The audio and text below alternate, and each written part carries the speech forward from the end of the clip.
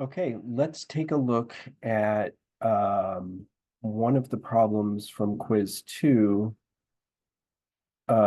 which is over the concept of validity. What you have in quiz 2 are true or false questions about specific arguments and whether they're valid or not. So here you say true, you see it's true or false. The following argument is valid. So if it were valid, you would hit true, you would select true. If it was invalid, you would select false. Now, note that the concept of validity is digital, that it's either or. There aren't sort ofs, right? An argument is either valid or not valid. And an argument is valid when the truth of the premises guarantees the truth of the conclusion. So what you want to do is ask yourself, if I assume the premises are true, does the conclusion have to be true? So you can see what's going on here. Let's take a look at this. We have premise 1.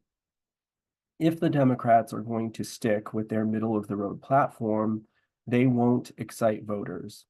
The Democrats are going to stick with their middle-of-the-road platform. Conclusion, they won't excite voters. Notice premise 1 is what's called a conditional.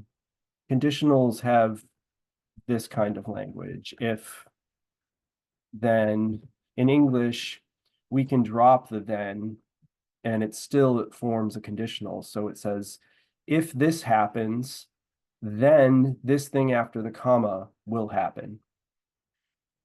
The way that we interpret this in English is to say that if this happens, it's called the antecedent. This part here is called the antecedent.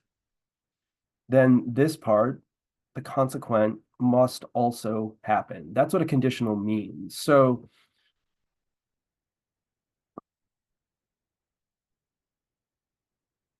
a conditional asserts that when the antecedent is true, the consequent will also be true.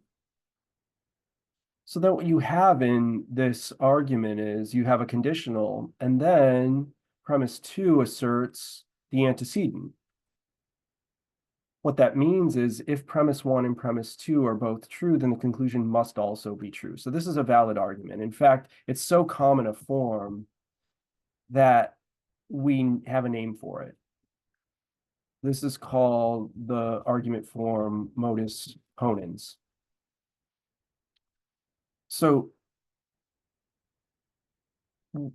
one way to think through this is to think about, again, what a conditional actually asserts. And this is maybe part of what gives people difficulties, is that we take this to be more wishy-washy than it actually is. In English, a conditional really does mean, like, if this part's true, then this part is going to be true too. The question is always, well, is this part true or not? But what premise 2 asserts is that it is. So again, the question isn't about whether premise 1 or premise 2 is actually true. The question is, assuming they are both true, does the conclusion have to be true? And it does, assuming they're both true.